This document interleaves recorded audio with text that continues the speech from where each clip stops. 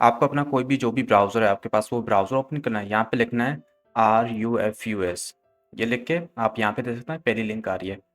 आपको सिंपल इस पे क्लिक करना है और यहाँ पे नीचे आना है। आप यहाँ पे देख सकते हैं फर्स्ट वाली लिंक, आपको सिंपली यहाँ पे क्लिक करना है और इस पे सेव पे क्लिक करना है। ये हमारा जो रिफ्यूज़ी डाउनलोड हो चुका है। आपको सिंपली यहाँ डाउनलोड पे क्लिक करना है और यहाँ पे अपने फ़ोल्डर पे क्लिक करना है और आप यहाँ पे आ जाएंगे। आपको इस पे डबल क्लिक करना है और अब यहाँ पे ये काफ़ी ज़्यादा इंपॉर्टेंट सेटिंग्स हैं।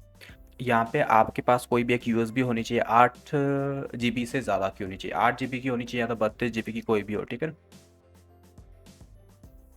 वो करके आपको सिंपली यहाँ पे सेलेक्ट पे क्लिक करना है। यहाँ पे हमको आईएसओ फाइल सेलेक्ट करनी है। जैसे अभी हम विंडो 11 इंस्टॉल कर रहे हैं, ठीक है। तो मैं यहाँ पे विंडो 11 की आईएसओ फाइल सेलेक्ट करता हूँ, ठीक है। ये करके आपको सिंपल ओपन करना है और यहाँ पे MBR ये सेलेक्ट करना है और यहाँ पे स्टार्ट पे क्लिक करना है और यहाँ पे यस पे क्लिक करना है।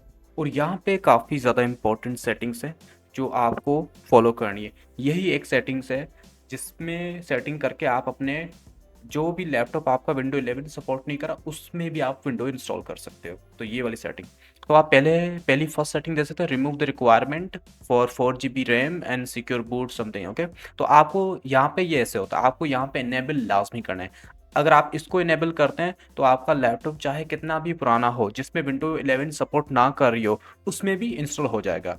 और यहाँ पे remove requirement for the online Microsoft, अगर आप इस और आपको इसको भी इनेबल करना है, ये भी काफ़ी अच्छा ऑप्शन है। यहाँ पे क्या होता है, अगर आप इसको इनेबल नहीं करते तो क्या होता है, जब आप विंडो इंस्टॉल करते तो वहाँ पे आपको माइक्रोसॉफ्ट का अकाउंट देना होता है, अदरवाइज आगे उसको प्रोसेस को कर ही नहीं सकते।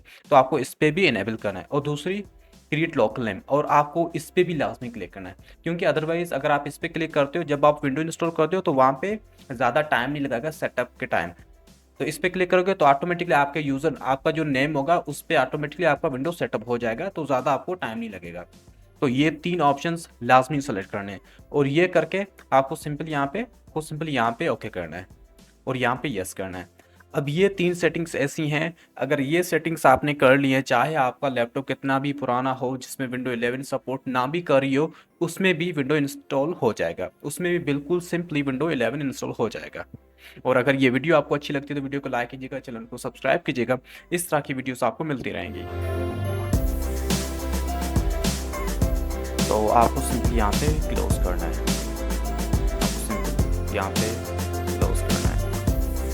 और हमारी जो बूटेबल यूएसबी बन चुकी है, ये बूटेबल यूएसबी सारे उन लैपटॉप्स में काम करेगी जिन लैपटॉप्स में विंडो 11 सपोर्ट नहीं करता।